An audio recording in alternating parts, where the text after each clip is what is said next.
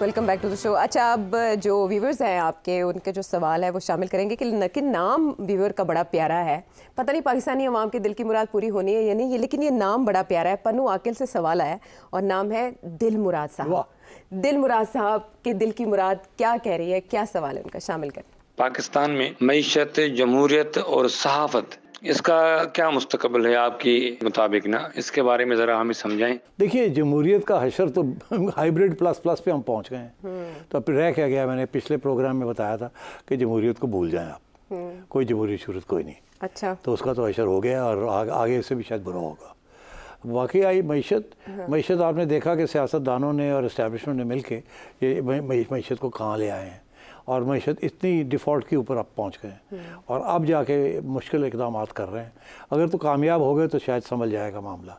तो मीशत जो है इस वक्त जैसे कहते हैं ना, डामक डोल है, ठीक, और कोई पता नहीं क्या होगा क्या नहीं होगा। कोशिश यही है कि इसको स्टेबलाइज कर लिया जाए। बाकी रह गई मीडिया के मैं आपको बता दूं कि चैनल्स जो हैं वो तो फारग हो गई हैं, एक दो रह गई हैं जो बात करती हैं, बाकी तो बेचारे बैठ गए हैं। और ज़्यादातर अब सहाफ़ी जो हैं जो कि थोड़ी बहुत खुली बात करना चाहते हैं वो यूट्यूब पे चले गए हैं। अब मगर अब आपने देखा ये असद तूर साहब के साथ क्या हुआ, आपने देखा इमरान रियाज के साथ क्या हुआ, आपने देखा कितने लोग जो हैं छोड़ के चले गए हैं। ठीक है, उनकी एक आइडियोलॉजिकल मसले थे, मगर किसी स्टेज पे भी और भी क्रैकडाउन आ सकती है मीडिया के ऊपर। तो मैं समझता हूँ कि मीडिया के हालात भी बुरे हैं, अच्छे नहीं होने जा रहे, ख़राब होंगे। हो सकता है कि हमें भी सोचना पड़े बहुत सी चीज़ें। तो इसलिए मीडिया का हाल भी ख़राब है और ख़राब होने जा रहा है इन माई व्यू। आपने देखा ट्विटर को बंद कर देते हैं, फिर किसी जो भी चाहें ये कर सकते हैं। हाँ, तो अभी तक खुला ही नहीं, आप कह रही हैं। और फिर वो VPNs को मॉनिटर कर रहे हैं, शायद वो भी उसके बारे में आप सुन रहे हैं। तो ये क्रैकडाउन जो आ रहा है ये मेन स्ट्रीम मीडिया के ऊपर तो है। अब तो मेन अखबारें भी जो है वो सोच समझ के हेडलाइंस लगाती हैं और हर जगह पे इस्टेब्लिशमेंट का मौक़िफ़ बड़े नुमाया तौर पे दिया जाता है और वहाँ से ऑर्डर्स भी आते हैं कि इसको ऐसे करो, इसको ऐसे करो। ये चल रहा है। तो media is in a bad way. सबसे ज़्यादा आज़ादी का पीरियड मीडिया का मुशर्रफ के पहले 5-6 साल था। हमें याद है जब नए नए चैनल्स भी बने, सब कुछ हुआ और हमने खुल के बातें की, मगर उसके बाद हालात अच्छे नहीं रहे और अब तो हालात बहुत ख़राब हैं। मैं समझता हूँ काफ़ी अरसे के बाद इतने बुरे हालात हैं जो कि 1988 से पहले होते थे, उसी किस्म की सिचुएशन होने जा रही है। तो डेमोक्रेसी की तो आपने देख ही लिया। हमने कल ही कहा था कि मार्शल लॉ तो नहीं है, मगर लगता है ऐसे ही है कि उस किस्म की सिचुएशन प्रिवेल हो रही है। सेंटिमेंट आपने कहा था behind the scene is the same. तो इसलिए ये सवाल का जवाब बड़ा आसान था।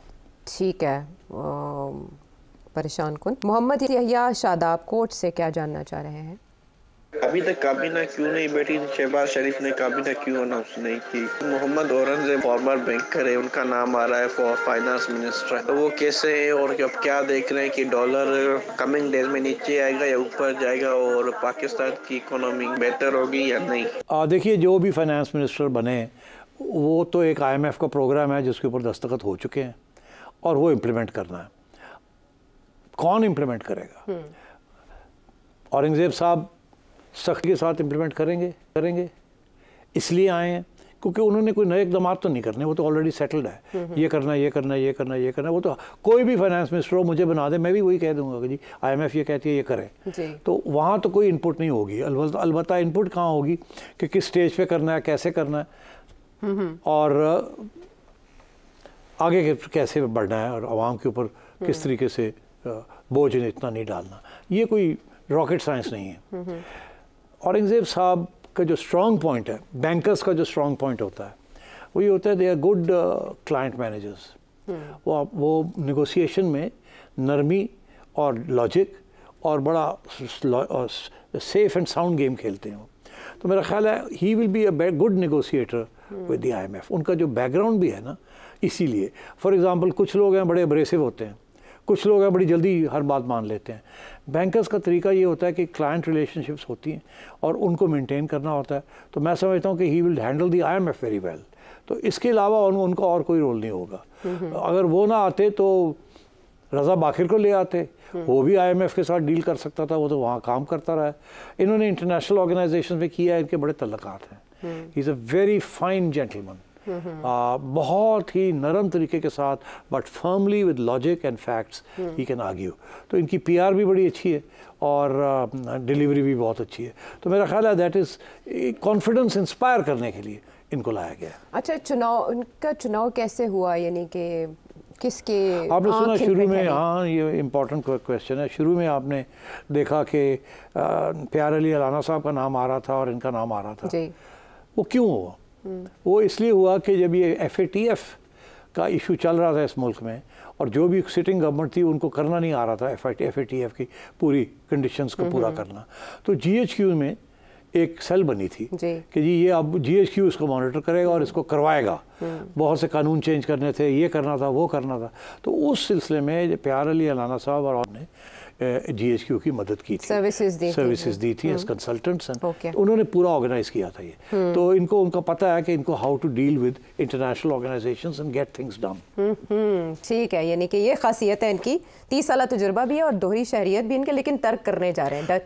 पता नहीं मुझे ये करेंगे कि नहीं करेंगे। नहीं कहा जा रहा है करेंगे, पता नहीं मुझे कैसे करेंगे, बिकॉज ये हुकूमत कितनी देर के लिए है, कब ये कितना देर रहेंगे, एक दफ़ा छोड़ दी तो वापस नहीं मिलेगी। ये बहुत मुश्किल फ़ैसला है। शायद कोई और कॉम्प्रोमाइज़ निकल आए, क्योंकि अगर ये अपनी डुअल नेशनैलिटी छोड़ देते हैं that's a very significant thing. मगर फिर इसका ये मतलब है दैट इज़ गॉन। वो तो सेनेट में जाएंगे, वहाँ से फिर वापस आएंगे, फुल फ्लैश मिनिस्टर बनेंगे। तो फिर तो ये मतलब है कि ये पूरा 5 साल का इनको एश्योरेंस दी गई है क्या रहेंगे and we'll protect you. But क्या होता है क्या नहीं होता है अल्लाह ताला बेहतर जानता है। दिल्ली दूरस्त। तो कैबिनेट कब तक अनाउंस हो जाएगी और पीपल्स पार्टी बैठेगी? इनिशियली मेरा ये हमेशा ये मौक़िफ़ था कि किसी न किसी स्टेज पे पीपल्स पार्टी वापस आएगी कैबिनेट में। पहली स्टेज में नहीं होगा, हो सकता है कि ये बजट के बाद वापस आ जाए कैबिनेट। ठीक है, और कैबिनेट आने वाले 2-3 ये अगले हफ्ते के अंदर अंदर आपको जो मेन नाम है वो आ जाएंगे। पूरा ऑर्गेनाइज किया था ये। तो इनको उनका पता है कि इनको how to deal with international organisations and get things done. ठीक है, यानी कि ये खासियत है इनकी। 30 साल तजुर्बा भी है और दोहरी शहरियत भी इनके, लेकिन तर्क करने जा रहे हैं। पता नहीं मुझे ये करेंगे कि नहीं करेंगे। नहीं कहा जा रहा है करेंगे, पता नहीं मुझे कैसे करेंगे, बिकॉज ये हुकूमत कितनी देर के लिए है, कब ये कितना देर रहेंगे, एक दफ़ा छोड़ दी तो वापस नहीं मिलेगी। ये बहुत मुश्किल फ़ैसला है। शायद कोई और कॉम्प्रोमाइज़ निकल आए, क्योंकि अगर ये अपनी डुअल नेशनैलिटी छोड़ देते हैं that's a very significant thing. मगर फिर इसका ये मतलब है दैट इज़ गॉन। वो तो सेनेट में जाएंगे, वहाँ से फिर वापस आएंगे, फुल फ्लैश मिनिस्टर बनेंगे। तो फिर तो ये मतलब है कि ये पूरा 5 साल का इनको एश्योरेंस दी गई है क्या रहेंगे and we'll protect you. But क्या होता है क्या नहीं होता है अल्लाह ताला बेहतर जानता है। दिल्ली दूरस्त। तो कैबिनेट कब तक अनाउंस हो जाएगी और पीपल्स पार्टी बैठेगी? इनिशियली मेरा ये हमेशा ये मौक़िफ़ था कि किसी न किसी स्टेज पे पीपल्स पार्टी वापस आएगी कैबिनेट में। पहली स्टेज में नहीं होगा, हो सकता है कि ये बजट के बाद वापस आ जाए कैबिनेट। ठीक है, और कैबिनेट आने वाले 2-3 ये अगले हफ्ते के अंदर अंदर आपको जो मेन नाम है वो आ जाएंगे।